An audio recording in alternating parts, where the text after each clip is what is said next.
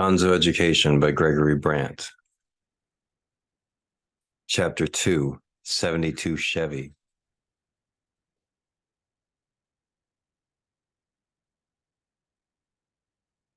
It was early spring and hot and humid when I got out of jail.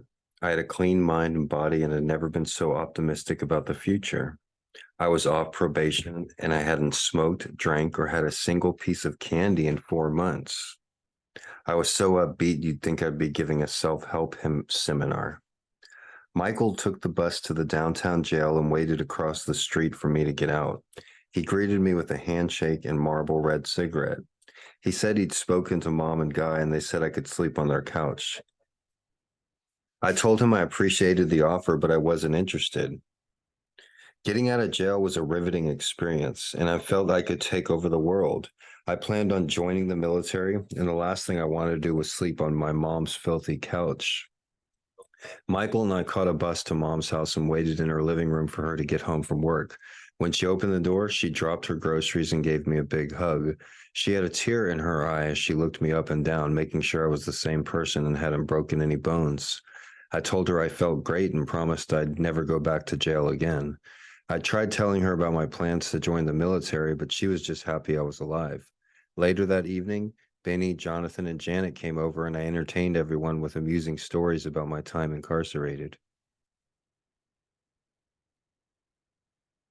My first night out of jail, I slept in a tent in Mom's backyard. Michael eventually convinced me to come inside. Their house was packed to the ceiling with boxes of useless crap that Guy, her husband, tried to sell at the flea market every weekend.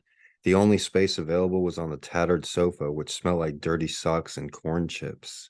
Every morning, I'd wake up to the sounds of the Price is Right game show, and it didn't take long to realize how uneventful life can sometimes be. By the end of the week, I'd smoked enough weed to realize that joining the military wasn't for me. Sitting on a rooftop counting falling stars, I came to the conclusion that I was going to fight battles that I believed in. After a month of living on Mom's couch, I got a call from one of our sisters in Austin. She heard I got out of jail and invited me to stay with her in the expensive duplex our father bought her. She was finishing her last semester of an advertising degree at the University of Texas, and she had an extra bedroom. I jumped at the chance to get out of San Antonio. I probably would have moved to Austin months earlier, but I had that bitch of a probation lagging over my head.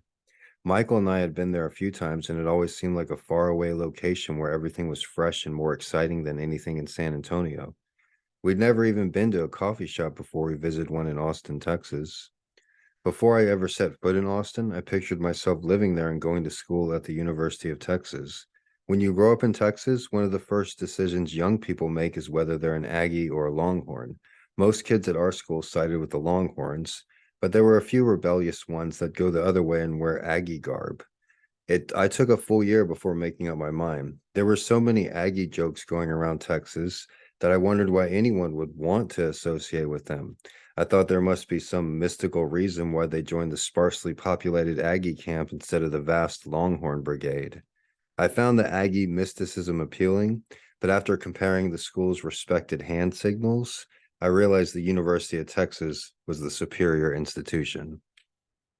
Aggie hand symbol, Longhorn symbol.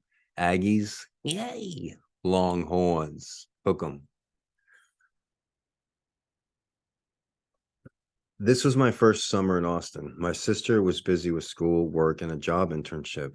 She was hardly ever home, and that meant that I had the place to myself. I took advantage of the situation and invited all types of characters to her lower middle class duplex.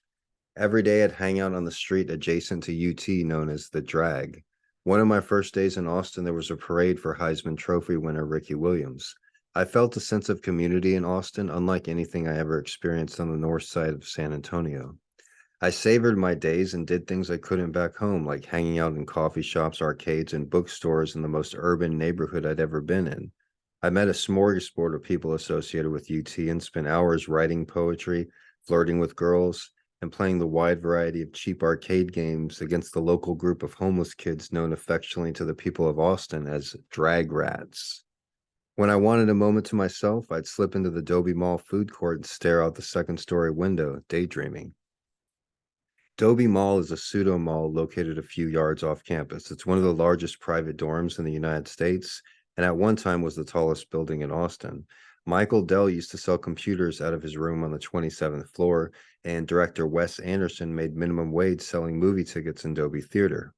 Dobie Mall doesn't have any clothing stores and lacks most things associated with your typical mall atmosphere.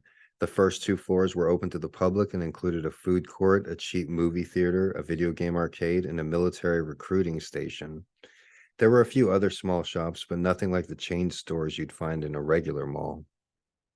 That summer in Austin was the first time since I lived in Jonathan's garage that I had somewhere to come home to. I didn't need much money, just enough for coffee, a little weed, and a few quarters for the arcade.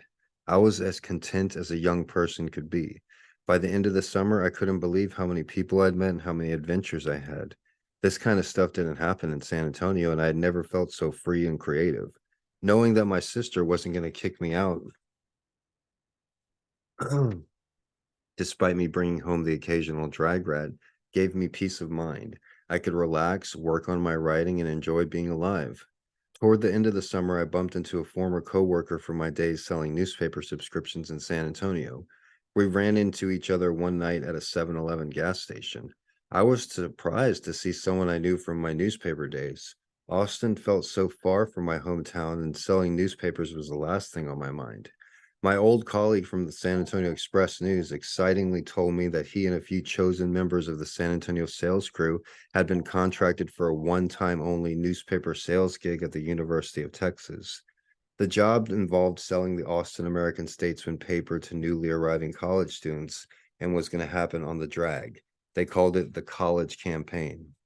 This meeting was serendipitous, set up by a higher power. The Statesman, the Austin newspaper, was looking for all the top newspaper salesmen in San Antonio and planned to organize them together so they could move them to Austin, set them up, and have them sell their paper instead. They couldn't find me in San Antonio, the very top salesman, because I was actually already living in Austin. The campaign was an all-out newspaper sales assault on the horde of unsuspecting college students during the first week of classes at UT. Newspaper crews from Houston, Dallas, and San Antonio gathered in Austin to slang their respected papers to the thousands of new and returning students. These kids came from all parts of Texas and moved to Austin the same week. I was a long way from being a University of Texas student, but I was still right in the middle of the action. The first week of classes at UT is an exciting time for everyone, including anyone out to make a buck. There were pitchmen from all over Texas gathered in Austin selling credit cards, magazine subscriptions, and every major newspaper in the state. My crew began setting up booths on campus a week before classes officially started. Anyone and everyone who walked by would be another chump to lay your sales pitch, snag a smile, and get them to get out their parents' credit card and start filling out your form. Most of my customers were young women, and I was 18 years old. It was hard work, but all the kids in the crew made more money than we'd ever had before in our lives. We'd stand folding tables up at different spots on campus selling subscriptions to students walking in between classes. Sometime in the early evening, when classes ended for the day, we'd pack up our tables, papers, and t-shirts and start knocking on doors selling subscriptions to all the students in all the trendy college neighborhoods around UT. Even though all of Texas's major newspapers were there, nobody made as much money as the Austin American Statesman. Most students moving to Austin wanted to forget about their lives back home in Houston, Dallas, or whatever small Texas town they were from.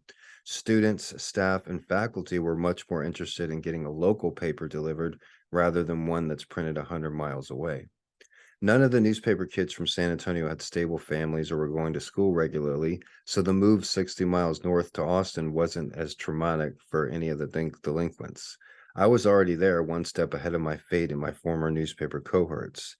Sometimes things work out like they're supposed to. You try to do everything you can to get off course, and you wind up exactly where God intended.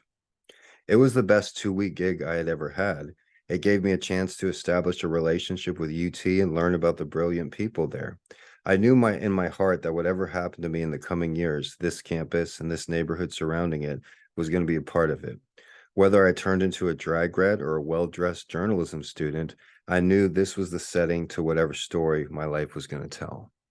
So that's from chapter 2 of my wonderful book, Gonzo Education. It's available on Amazon, and I encourage you right now to Google it and check out the reviews. It's one of the highest reviewed books on Amazon, with a 4.7, 4.8. A bunch of fake reviews there. Everybody that has bought the book, I think 38 people have verified reviews, and they've given it 5 stars. So I'm really proud of it. It took me almost 10 years to write. It starts when I drop out of high school, and it ends when I graduate from the University of Texas Journalism School.